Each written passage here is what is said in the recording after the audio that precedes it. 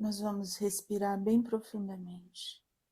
E vamos pedindo, sentindo toda a energia dos guardiões, das baianas, dos baianos, das ciganas, dos ciganos e dos boiadeiros.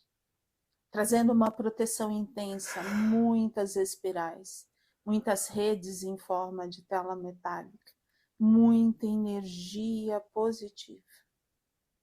E nós vamos, nesse instante, sendo levados até Ruiz, Maria Amélia, Eliamar, Cíntia, Cássio, que nos acompanham até o Hospital Santa Cruz. A sala hermeticamente fechada, preparada para que possamos fazer todos os estudos. Com todos os espíritos que ali estão. Muita luz, muito fortalecimento e muito amparo. Que possamos despertar o nosso sentir e que possamos despertar a nossa consciência. Graças a Deus, graças a Jesus. E todos que chegarem após esse preparo, ele vai ser expandido para que não haja nenhum tipo de envolvimento. Graças a Deus, graças a Jesus. Você pode gravar? Então vamos lá. Capítulo 6. Obsessão organizada. Agenor e Marcos conversavam preocupados. Está vendo? Ele disse, advertiu o preposto de Lourenço Ventura. Todo cuidado é pouco. Os cooperadores do Nazareno são astutos. Estão em toda parte e querem nos levar para a reencarnação, confinando-nos outra vez em um novo corpo. Temos de nos afastar deles. Podem destruir toda a nossa obra. Além disso, se Lourenço Ventura souber que nosso trabalho sofre alguma interferência, padeceremos represália. De onde menos se espera brotam recursos que nos podem impedir a conduta.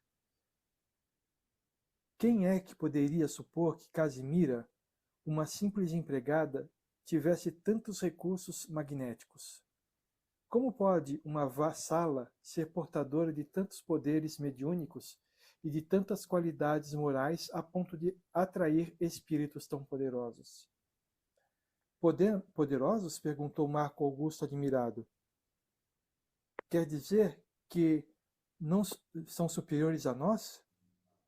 Não poderemos subjugá-los às nossas ordens? Não poderemos, com um exército, invadir as regiões ditas celestes e dominar aqueles falsários da luz? Não, meu caro, considerou o tutor de olhos estatelados. Eles conhecem coisas que nós desconhecemos. São como sábios que não nos permitem lermos na cartilha que lhes dá tantas capacidades espirituais. Teremos de nos organizar melhor, a fim de que nossos propósitos sejam concretizados antes do socorro das entidades do bem. Você vê, eles não conseguem sentir. Eles sentem a raiva, o ódio, mas isso não existe. O que existe é o amor. Então, como eles não sentem o amor, é por isso que eles não conseguem. Eles acham que há grandes coisas. Não.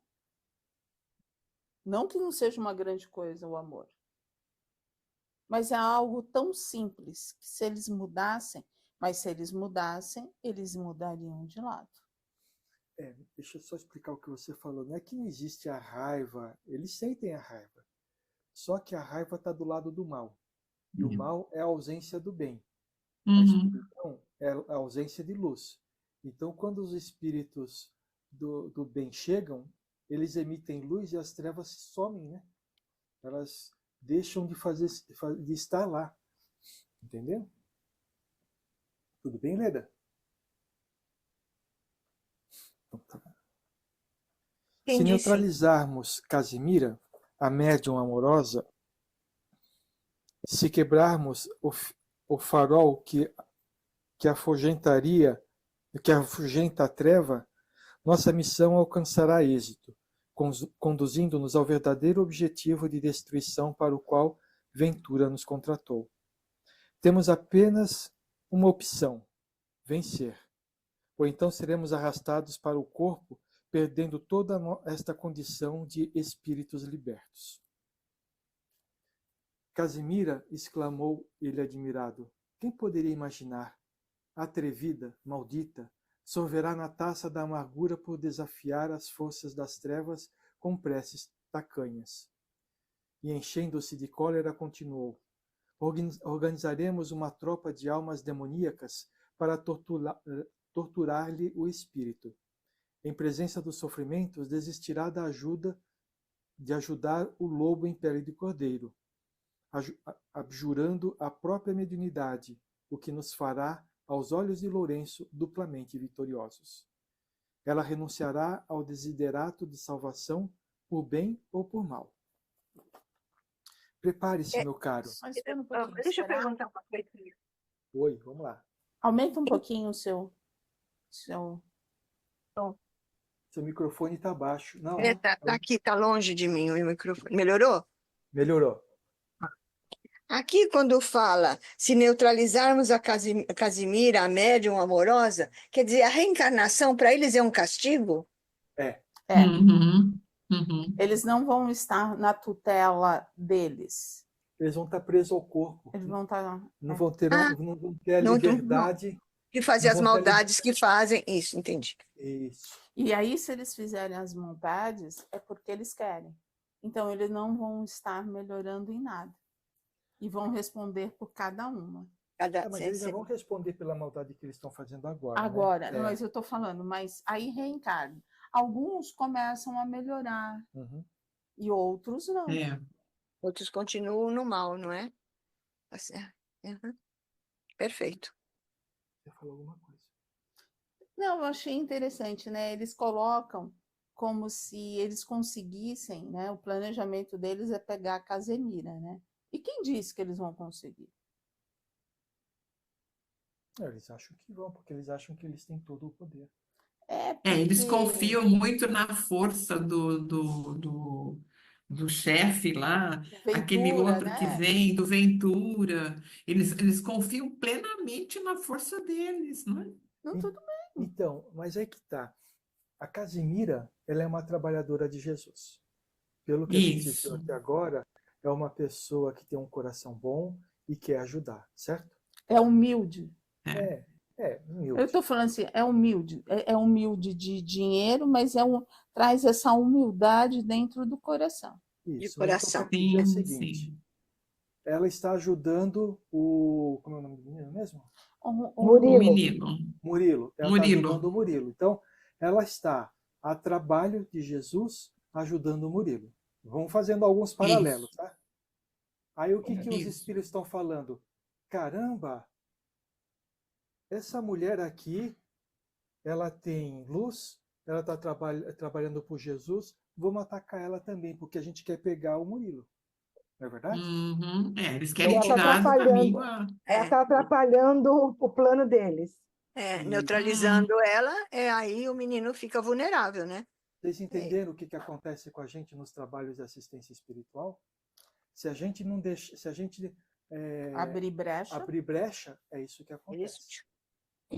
Se a gente abrir, eu consigo, eu mando, eu faço, vou embora. Mas nem isso, viu? Nem isso, nem só isso. Em casa, eles vão pegar a gente em casa. Mas você é bem protegido, você pensa, ora e vigia o tempo inteiro, você percebe as coisas, tá bom. Vai pegar o marido, vai pegar o filho. Não que eles vão prejudicar o marido e o filho.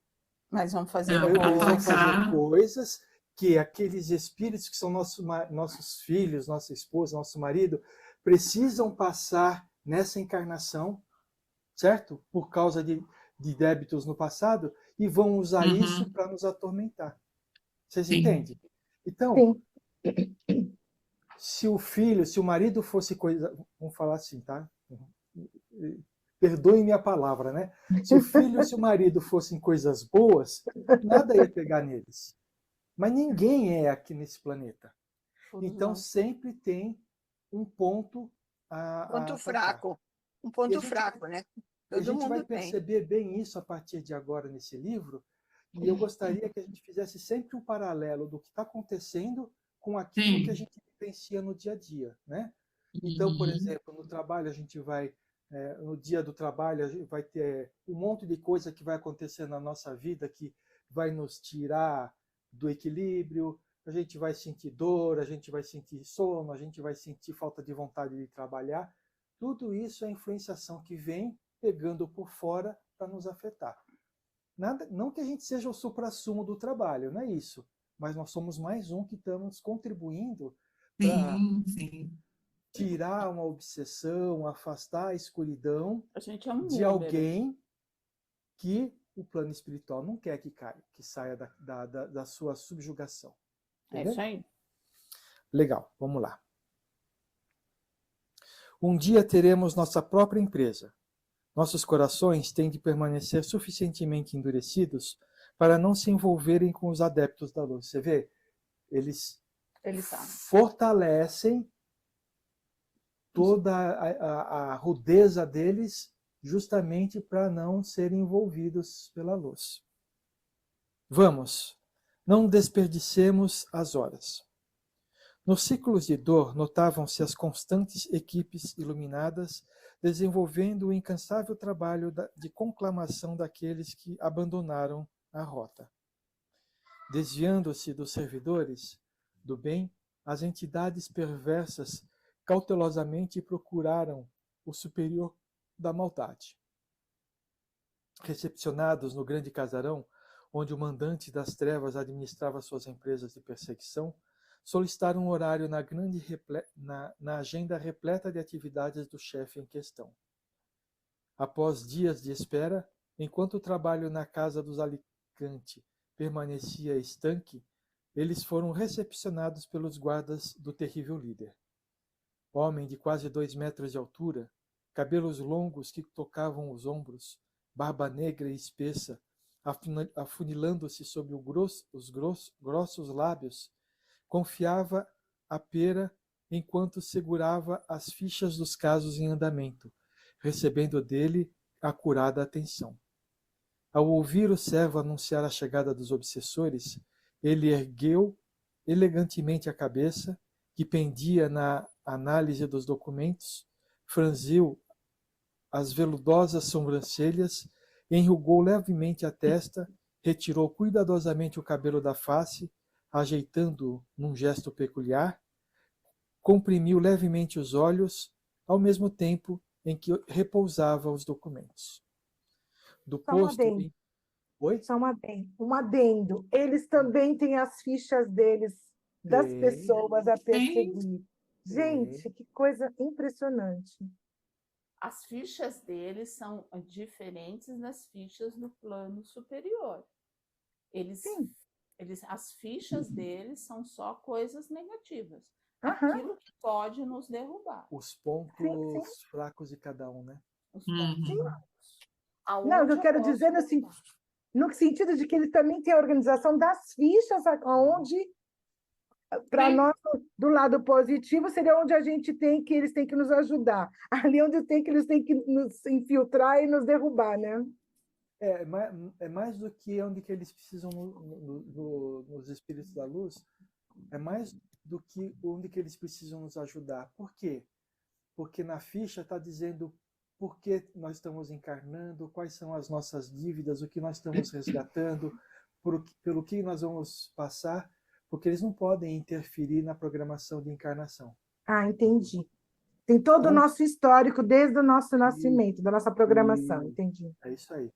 Já os das trevas, eles estão mais interessados em saber quais são os pontos fracos, quais são as brechas que eles podem explorar para poder obsediar as pessoas, né?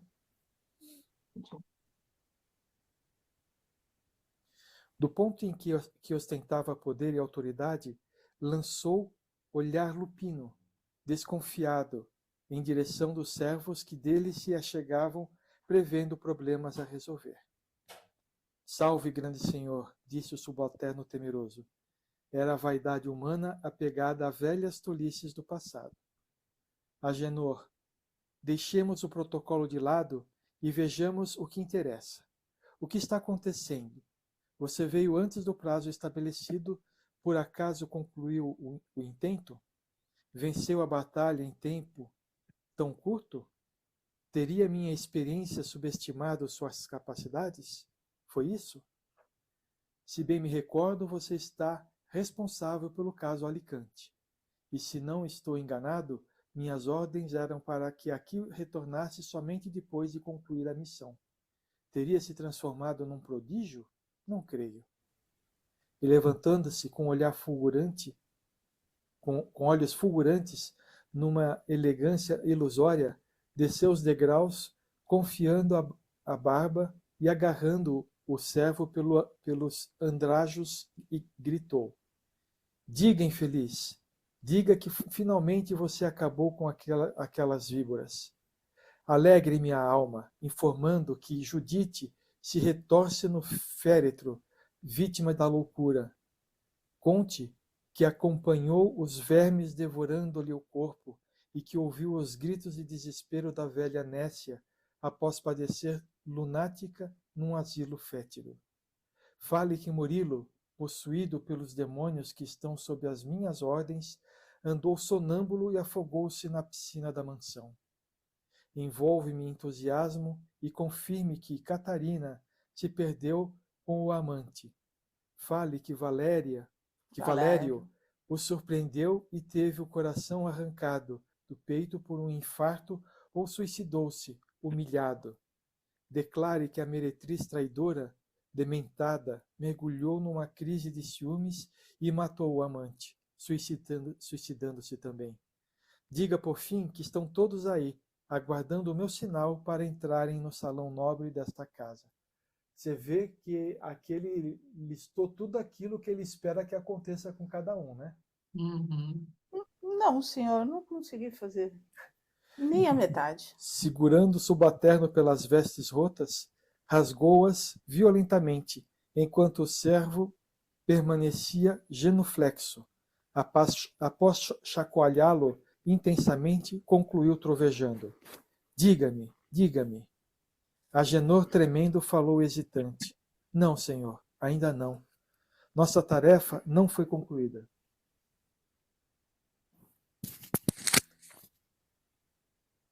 Como não, infeliz? Então, por que retornou para nossa fortaleza sem a missão cumprida? Senhor, respondeu apavorado, é que o caso é mais complexo. Precisamos aumentar o número de perseguidores a fim de conseguirmos a destruição plena.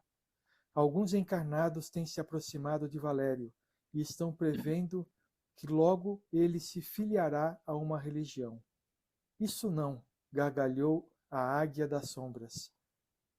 Valério é do tipo materialista. Nunca se interessará por atividades espirituais.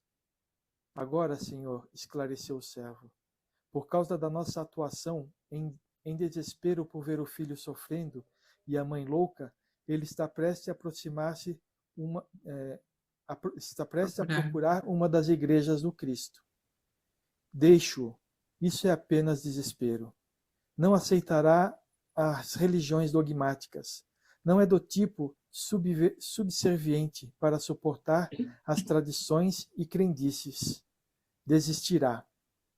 Quando, apesar de todo o esforço, não receber a resposta do Todo-Poderoso, abandonará os agrupamentos cristãos como criança caprichosa. Senhor, continuou o auxiliar da maldade em tom humilde, disso não temos dúvidas. E se Valério conhecer o Consolador? No caso do pai de Murilo, o Espiritismo seria a nossa derrota total. Compreendemos assim também, Senhor. A consciência lógica e racional de Valério, envolvida na bondade do tolo coração, se encaixaria perfeitamente dentro da proposta de reforma íntima apregoada pelo Cristo. Já pensou como o nosso trabalho sofreria com a simples implantação de evangelho no lar? Imaginou, Senhor, Valério desenvolvendo a prática da prece, dedicando-se mais ainda ao próximo nas campanhas benemerentes, perdoando a esposa, compreendendo as ideias lúcidas sobre a imortalidade da alma? Você viu só o medo que eles têm? Do O medo que evangelho eles no têm do lar, evangelho no lar? que é a proteção, né? É a nossa proteção. E aí a gente Uhum. fala, né, sobre o evangelho no lar para algumas pessoas, e a pessoa fala assim, não fiz ainda, sabe?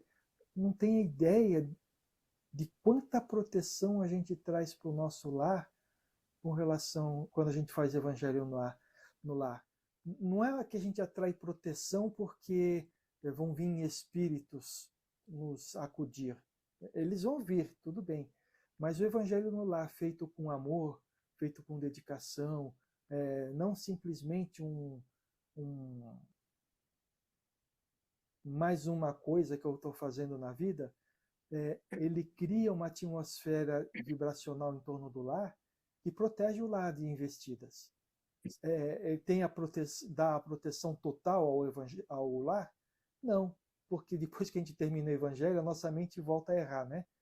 Mas ele protege durante um certo tempo. E se a gente está em oração sempre, a gente consegue manter uma proteção, ainda que não total, né? Tudo bem? Sim. Basta, interrompeu o mestre da discórdia. De quantos mais você precisa? Calculo que necessitarei de mais uns 15 homens bem experientes. O quê? Enlouqueceu? Sabe o que está me pedindo? Sim, senhor. O empreendimento necessita de maiores reforços, ou será melhor corrermos o risco de Valério conhecer a doutrina espírita? Opa, desculpa. Sim, senhor. O empreendimento necessita de mais reforços, ou será melhor corrermos o risco de Valério conhecer a doutrina espírita? Chega. Está bem. Eu autorizo. Escolha os melhores camaradas, os mais perversos e experientes que estejam à disposição nas regiões mais inferiores dos nossos campos. Ofereça-lhes benefícios e não volte aqui sem trazer, arrancados do túmulo, toda a família Alicante. Retirando-se sob as fortes impressões que as circunstâncias lhe imprimiram, Marcos ciciou nos ouvidos de Agenor. Quem é o Consolador? E por que Lourenço ficou tão irado com a pronúncia dessa palavra? Isso não é nada com o que devemos nos preocupar.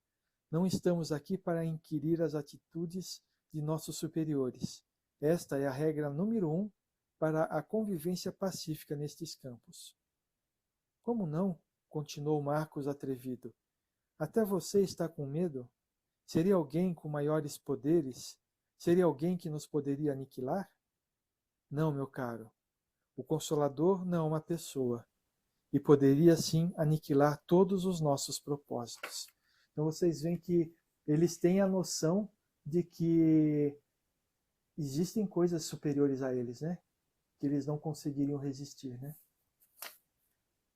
E por que o obsessor não desejasse esclarecer o aprendiz, mudou o rumo da conversação, dirigindo-se para locais ainda mais inferiores. Adentrando as paisagens mais densas, Agenor, revestido de autoridade, estufou o peito e, com voz tonitruante, começou a falar. Atenção, camaradas, atenção! Lourenço Ventura, nosso magnânimo e adorável chefe, aqui me enviou a fim de convocarmos aqueles que desejam engajar-se em uma caravana persecutória. Precisamos selecionar 15 homens de duro coração para que os objetivos de Ventura sejam cumpridos. Uma turbamulta é legal, grande agrupamento de pessoas, confusão, tumulto. Todo mundo vai para lá, vem para cá, vai para lá. Uma Todo mundo turbamulta alvoroçado. apresentou-se como uma tropa desorganizada. Agora, Agenor mostrava-se pendante, arrogante, reproduzindo a impiedade do mestre diante daqueles que lhes estavam em situação inferior. não mais o cordeiro que se colocou mansamente diante do lobo voraz, e sim o covarde abusando do poder. A língua viperina pronunciava essas palavras. Sabem que nosso mestre considera-me como um dos seus servos prediletos. Não desconhecem o prestígio que desfruto junto ao soberano destas paragens? Assim é melhor que andam as ordens. Que atendam. Assim é melhor que atendam às ordens do seu novo superior e sejam meus seguidores. E da turba ecoou esta voz questionadora. O que ganharemos com isto? Todos, informou o mandante. Estamos aguardando uma missão de destaque nas empresas de Ventura. E não me consta que nós, após longos anos de exercício, depois de termos dominado a arte do magnetismo inferior, a técnica da hipnose, depois de nos desenvolvermos com muita habilidade no campo da fascinação mental, tenhamos que executar funções de simples servos. Queremos posição de comando. Desejamos ter a liberdade de voltarmos ao mundo e convivermos com os encarnados, a eles nos ligando, voltando à vida dos sentidos com a liberdade de ir e vir. Você vê só o objetivo desses espíritos aí, né? Pois bem, os matriculados nesses serviços alcançarão o intento. Poderemos ter nossas próprias empresas, assumindo um dia, quem sabe, o lugar do próprio Lourenço. Deveremos usar nesse processo tudo quanto aprendemos. Retirando do bolso um papel especial, desenrolou-o, mostrando-o de público, dizendo: essa é a ordem expressa de Ventura. Com isso, eu me torno um seu representante oficial, merecendo o mesmo respeito e com a mesma autoridade que ele teria sobre todos nós neste novo empreendimento. O não desempenho de minhas ordens acarretará em punição para o infrator. Como é? Interrogou, incitando a massa. Vão ou não aceitar tão importante participação? Diante da ameaça, a turbamulta aqueceu, e o proposto da perversidade iniciou o processo de seleção que se arrastou por várias horas. Concluída a escolha, Agenor disponibilizou-se à elaboração do plano.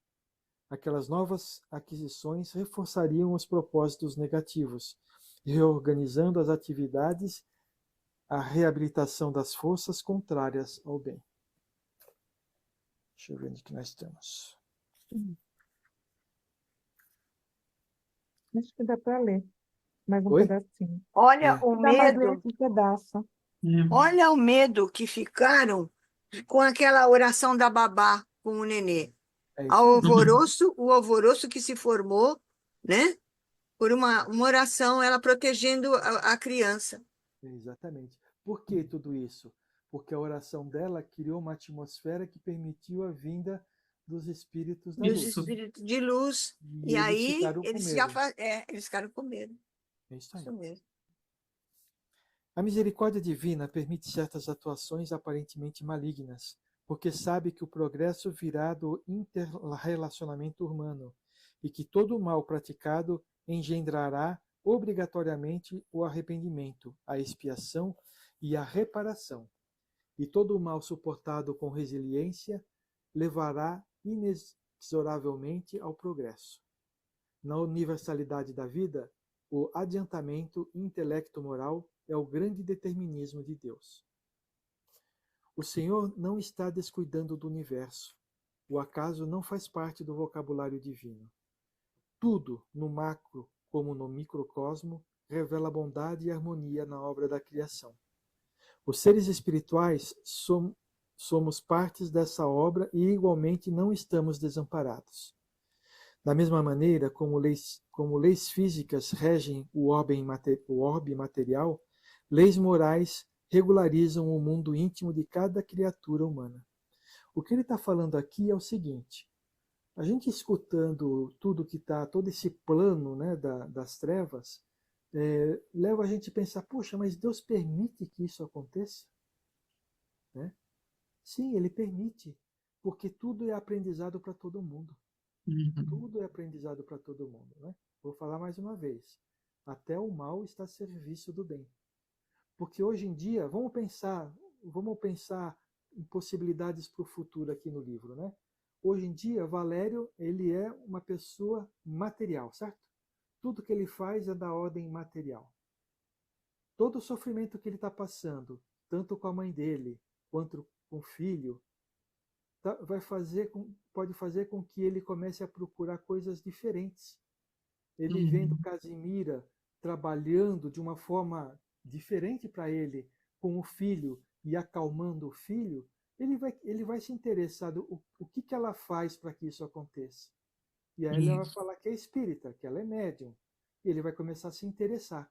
Então o mal vai despertar no Valério uma visão diferente da vida.